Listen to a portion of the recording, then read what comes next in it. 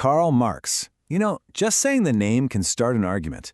It brings up these huge images of revolutions, red flags, whole political systems, but behind that massive ism, there was a man, and he was complex, intense, and honestly, pretty misunderstood. Today, we're going to peel back some of those layers to find the person behind the ideas, starting with how people saw him in his own time. Get this. This wasn't some enemy writing about him decades later. This is how a contemporary, another intellectual, described a young Karl Marx. It just gives you this immediate sense of his personality. Not just a thinker, but this unleashed monster of intellectual energy. Wow. So, how does someone become an unleashed monster? Well, to really get Marx, you have to get the world he grew up in, a world that was basically boiling over with new ideas and revolutionary spirit. Take a look at this map. This is 19th century Europe, and it was anything but stable. It was this patchwork of kingdoms and empires just simmering with anger and new ideas. Now imagine you're a young guy with some pretty radical thoughts about tearing down the old system. For you, almost every single border is a wall, and every government is a potential enemy. And his ideas? They had real, immediate consequences. Look at this timeline. The man was constantly on the run. He gets married, moves to Paris, the heart of radical thought, and boom, gets expelled. He bounces around, gets kicked out of Cologne, and finally, in 1849, he ends up in London. He would live there for the rest of his life as a political refugee. He was, for all intents and purposes, a man without a country. So this life of always being on the move, of always being the outsider looking in, it completely shaped his thinking. It led him to develop this powerful new way of seeing all of human history, and it was all built around one single explosive idea. And there it is, the famous opening line of the Communist Manifesto, which he wrote with Friedrich Engels. For Marx, this was it. Everything, from wars to governments to even art and religion, it all came down to a fundamental conflict between social classes. He even gave this theory a name: historical materialism. Now, the idea is simple, but it was totally radical. It's this: if you want to understand any society at any point in history, don't start with their kings or their gods. Start with their economy. Who owns the stuff? The land, the factories, the money, and who has to work for those people? According to Marx, that was the key that unlocked everything else. So in his time, the industrial 19th century, he saw this conflict playing out between two big groups. On one side, you had the bourgeoisie, the factory owners, the capitalists, the people who owned pretty much everything. And on the other side, you had the proletariat, the massive working class who had nothing to sell but their own ability to work. Okay, so if the problem is a relentless, no-holds-barred war between classes, the solution isn't going to be a peaceful negotiation, right? It had to be just as radical, just as world-shaking as the problem itself.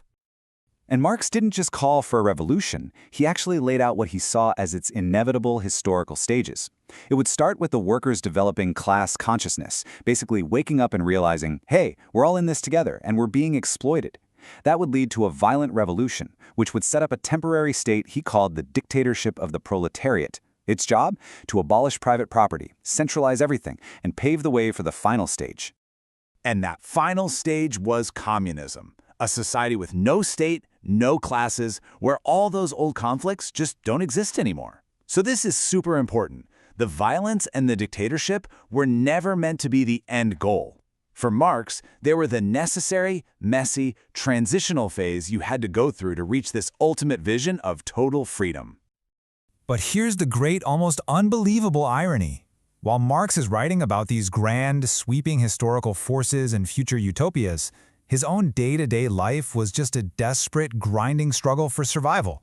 And this isn't from a novel, this is from an actual police report. A Prussian spy was sent to keep an eye on Marx in London, and this is how he described his family's apartment. It just paints this picture of total chaos and poverty, important manuscripts and kids' toys all mixed up together under a layer of dust. The reality behind that chaos, though, was just pure tragedy. In this letter, his wife, Jenny, is talking about the death of their little daughter, Franziska. When she died, they were so broke they had to borrow money from a neighbor just to buy a coffin. It's just an unimaginable level of hardship. And Franziska wasn't their only loss. Karl and Jenny had 7 children. 4 of them died before they could even grow up. The family often had nothing to eat but bread and potatoes, and they really only survived because of the constant financial help from his friend Friedrich Engels. Then, At one point, it seemed like their luck might finally change. Marx inherited 6,000 francs from his mother. And to put that into perspective, that was probably more money than he had made in the previous 3 years combined. It should have been a life-changing amount of cash. But here's the thing about being Karl Marx.